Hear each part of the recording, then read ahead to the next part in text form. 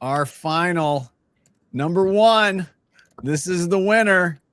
It's our friends in Reykjavik for Keflavik Airport. Where are my boys? Wow, there we go. Yeah. Yeah, Torli and Arnar joining us today. Let's start with this because it wouldn't be anything Icelandic without us playing something Icelandic. Let's take a look at this.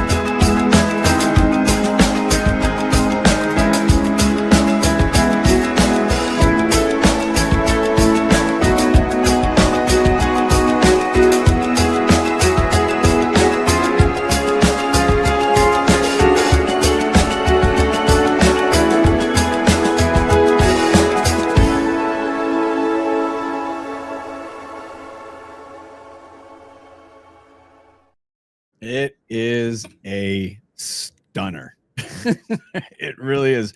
Walking into Keflavik for the first time, and Daniel and I have talked about this, and especially as it relates to transportation, and especially being such a huge hub as Keflavik is. It walking into the airport the first time, I said, okay, this sometimes when you go into an airport, there's like this huge, it feels tense. But Keflavik Airport in general is just a very pleasant place to be. But then to be able to have this design system as part of it, and then not really knowing you had done it until you told me about it, which is really, really funny, because then, oh, hold on, let's get everybody back. Yeah, because then it's, we've got, it's so smart and so sharp. Daniel, I want you and I spent a lot of time talking about this. Yeah, look, I mean, in some ways, I'd rather hear from the guys. Well, yeah, I want you to kick it off, though. They're the ones that have worked on it. But it's I think it's a dream project for any designer to get to work on an airport. The airport is literally the window and the soul and the heartbeat and the welcome into any country. So it's incredibly important, and it's complicated, right? Because you have wayfinding. There's just so many aspects to the experience design of an airport, and you got to think through all of that across multiple touch points. I think the complexity of the project, without knowing exactly what your brief was, I can only imagine that this was complex, and yet to come back with just such a beautifully simple but flexible system that feels dynamic. And what I really like about this is I don't think this is going to feel old in like 5 years or 10 years. Sometimes airports sort of are designed to reflect the time they're in that moment of time. And, you can't just like rebrand an airport every like 5 years. And so my hunch is that this is really designed for today, but also for tomorrow. And that's part of what I love about this project and this system. And like I said, just having to think about all the different touch points and all the partnership, because in an airport, you have the airport brand, but then you're welcoming all these other brands into it. So it adds to a layer of complexity. So just a joy to sort of see and review. And again, a little bit jealous because I think on our bucket list is one day to work on a on an airport. I think working on JFK would probably take about 10 years to and it would take 10 years off your life. It's so big. Yeah. Talk about the brief, because, and of course, this is the great hot dog stand there. Oh yeah, that's the best hot dogs in Iceland. Bæjarins besta pulsur is the best hot dogs in town in English. Yeah. Oh, yeah. I love it. So give us the brief. Yeah. Well, first off, really, wow, we were, happy to be on the list, as on all the others are, also number ones for us, but really honored, guys. Wow. The brief, well, it's the branding is still going in that sense. It's a huge project, and Right. a lot of people, a lot of stakeholders, a lot of touch points. Yeah. And we need to move big rocks at the same time as we're changing stuff. We have to the value of branding is the key here. The brand strategy was a really sort of deep dive understanding from both the client and us. But then you have a society of almost 2,000 people that work on That's true. Yeah. Different types of airlines, and you have people on the ground, and so it's also internal marketing and changing perception of how it is to work there. Yeah. So it's the brief was in the beginning was it was called a lot of names. It was Isavia was like you would call it like the corporate entity, operational entity of the airport. Oh, right. And of course, you have to have fruitful operation at airports. Right. Airport without, but experience was in that sense lacking. So what we did was to create Kiev as an experience brand. So, and also it's really interesting to approach a project from the beginning with this holistic vision in mind. So, for example, just to think about everything sort of working well together. Like we had collaboration with an artist here in Iceland who did the whole sonic Really? identity throughout the airport. So all the notifications on the airport and stuff like that seamlessly integrates into all the advertising and stuff like that. So so I'm going to pay closer attention next time. Yeah. So he's called Ulfur Eldjárn. Really, he was in a really cool band back, 15 years ago. Yeah. I'll send you guys some links. Okay. Organ quartet, they're called. Beautiful stuff. Really cool. That's cool. And he did the sonic identity, and we worked really close. Because the mission in the brand strategy is to elevate each moment with the uniqueness of Iceland. Of course, and So so simple. It took a while to get there, but I think the same as Ulfur, and then we worked with Fishersund, for the scent, scent of the airport. I got to pay closer attention to all this. My Lord. Factory branding, right? Yeah, oil factory branding. Yeah. Oil factory brand. Okay. So at Fishersund is a beautiful. I don't know if have you been there, Doug, at Fishersund? Yeah, we were talking about it, in the car ride back to your hotel last time. Yeah, no, next time. Yeah.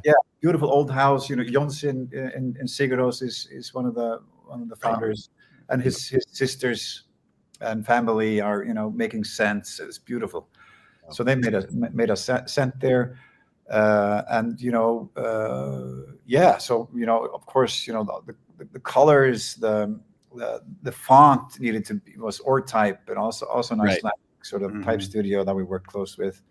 So we were like, collecting Iceland together to create a timeless experience brand. Right. And I like the fact, like the typeface is Keflavik Oasis.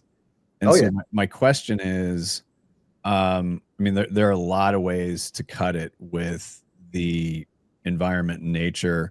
I mean, the blue, is that sort of a nod to Blue Lagoon? Is it a nod to what's the palette sort of a nod to? Because to Daniel's point, you go to JFK and you're bombarded with yellow, which is great for wayfinding because it stands out in a sea of tourist t-shirts and sweatshirts. But you know, I'm curious because blue is a considered choice. Portland does the same, by the way. Portland has blue as well. Oh, yeah. So it's a bit of a considered choice. And also, you know, to Daniel's point too, wayfinding is really, really important. You want people to be able to get around and to know exactly where they're going. I've never been lost in the airport there yet. But I'm curious, like the palette, was there inspiration that came from somewhere, or is it just generally like this just felt right to us?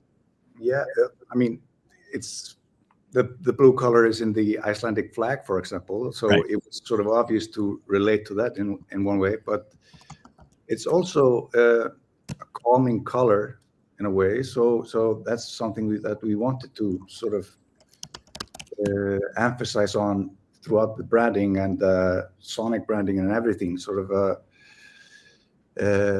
managed to lower the tempo in the airport. Sort of. Yeah.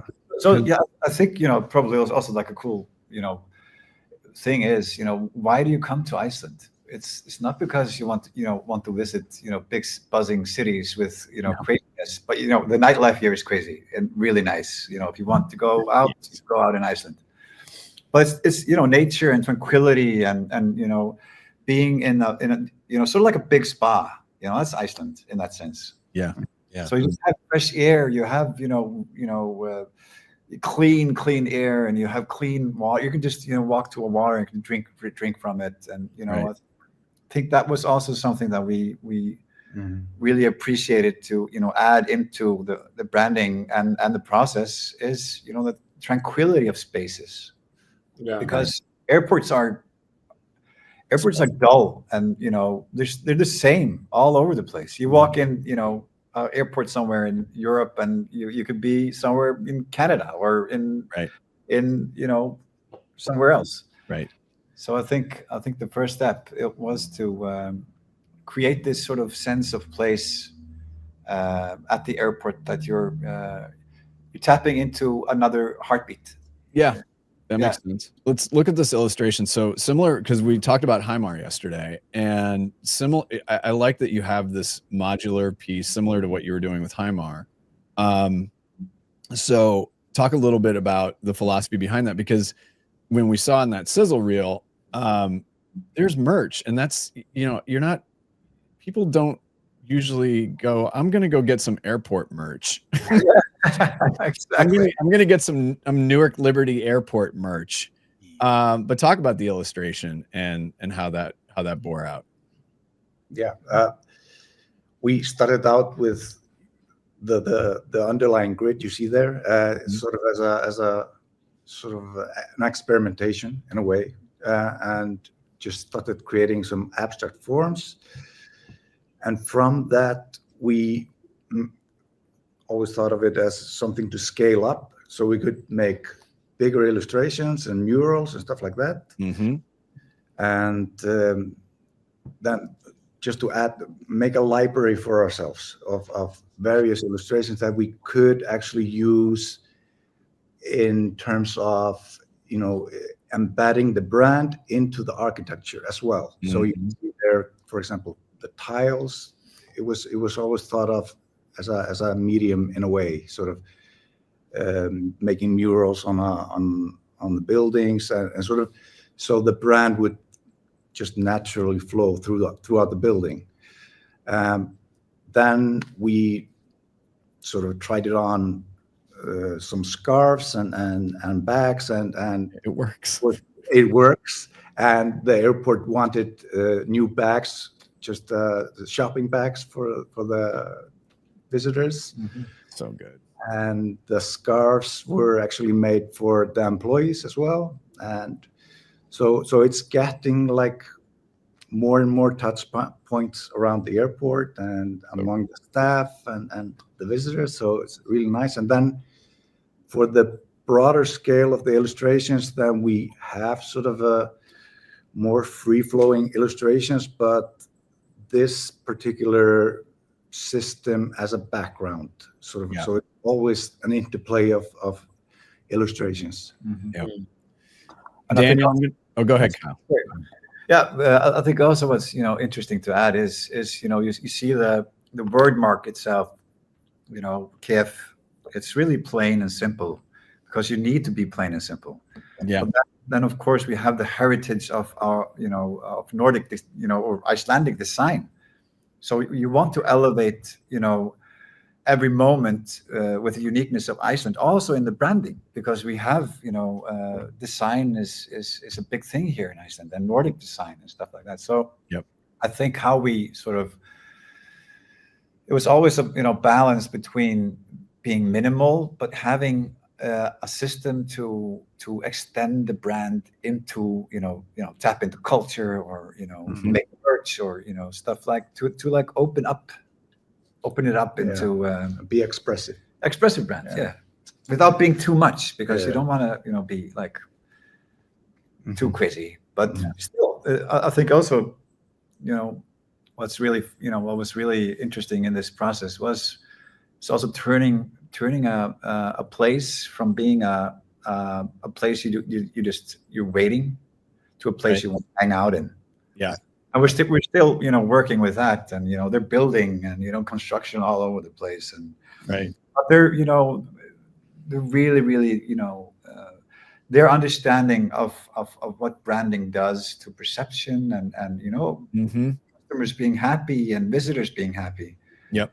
I've never wanted to visit an airport, but I do now. Yeah. I've been to Keflavik, but it hasn't been. It's been about 6 years, and so yeah, I mean, just seeing that makes me want to get back there and spend a little more time. Exactly. Just sip and watch. Yeah, exactly. Get you a bottle of off-brand Brennivin.